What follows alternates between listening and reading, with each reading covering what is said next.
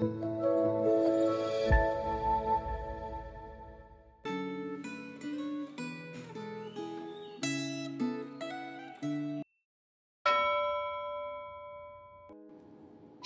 Bapak Ibu Saudara yang terkasih di dalam Tuhan. Hari ini kita akan belajar firman Tuhan dengan tema memikirkan kepentingan orang lain. Sebelum kita merenungkan firman Tuhan, mari kita berdoa. Terima kasih Tuhan karena anugerah-Mu hari ini kami dapat kembali merenungkan firman-Mu. Tolong kami agar kami boleh semakin mengenal Engkau lebih lagi melalui pembacaan firman-Mu. Terima kasih Tuhan, hanya di dalam nama Tuhan Yesus Kristus kami berdoa. Amin. Firman Tuhan hari ini terambil dari Kisah Para Rasul 20 ayat ke-13 sampai 38. Tetapi kita hanya akan membaca dari ayat 22 sampai 24 dan juga ayat yang ke-35.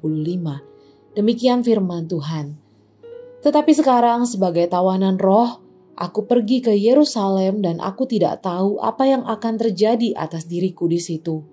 Selain daripada yang dinyatakan Roh Kudus dari kota ke kota kepadaku, bahwa penjara dan sengsara menunggu aku. Tetapi aku tidak menghiraukan nyawaku sedikit pun, asal saja aku dapat mencapai garis akhir dan menyelesaikan pelayanan yang ditugaskan oleh Tuhan Yesus kepadaku untuk memberi kesaksian tentang Injil kasih karunia Allah.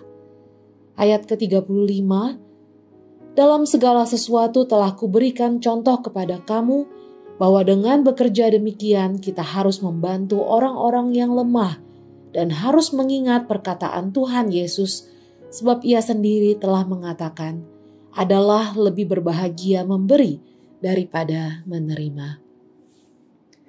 Bapak Ibu Saudara, Rasul Paulus sangat mengasihi orang-orang yang pernah ia layani, termasuk jemaat Efesus.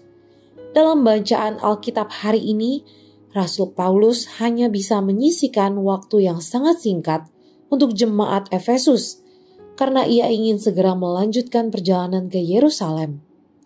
Mengingat bahaya yang akan ia hadapi, Rasul Paulus sadar bahwa mungkin ia tidak akan bisa datang lagi ke Efesus.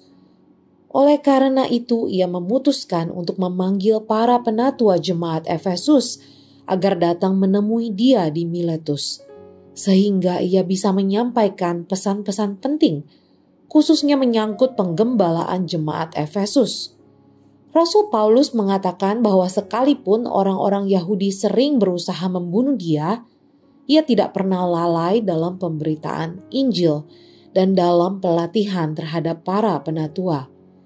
Ia menyebut dirinya sebagai tawanan roh, artinya kepergiannya ke Yerusalem merupakan wujud ketaatan terhadap pengaturan Roh Kudus, bukan karena keinginan atau rencananya sendiri.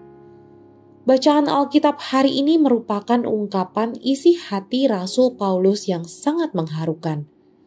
Walaupun ia sadar bahwa dirinya menghadapi situasi berbahaya di masa depan, ia tidak memikirkan dirinya sendiri, melainkan memikirkan jemaat yang ia layani yang harus ia tinggalkan.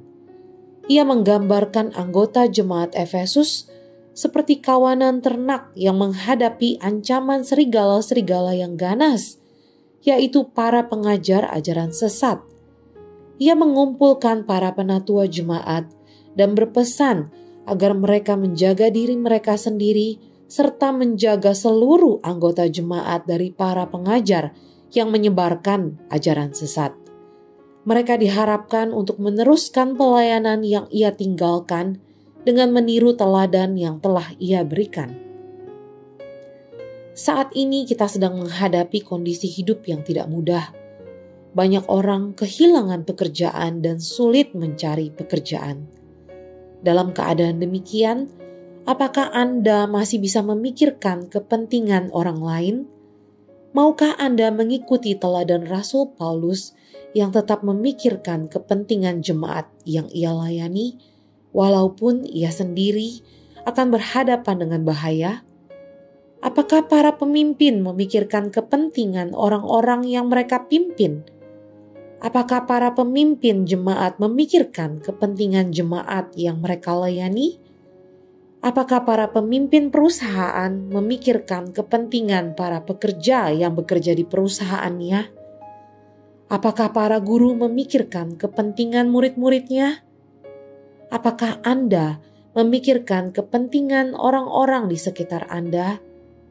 Marilah kita memikirkan kepentingan orang lain sambil mengingat perkataan Tuhan Yesus, lebih berbahagia memberi daripada menerima. Mari kita berdoa. Tuhan, mungkin sering kali kami menutup mata dengan keadaan di sekitar kami. Kami sering kali fokus hanya kepada diri kami sendiri. Tetapi kami bersyukur melalui pemberitaan firman Tuhan pada hari ini, boleh mengingatkan kami agar kami dapat lebih peka dan peduli dengan kepentingan orang lain. Tolong kami Tuhan, berikan hikmat kebijaksanaan bagi kami untuk bersikap dan meneladani Rasul Paulus di dalam kehidupan kami sehari-hari. Hanya di dalam nama Tuhan Yesus Kristus kami berdoa. Amin.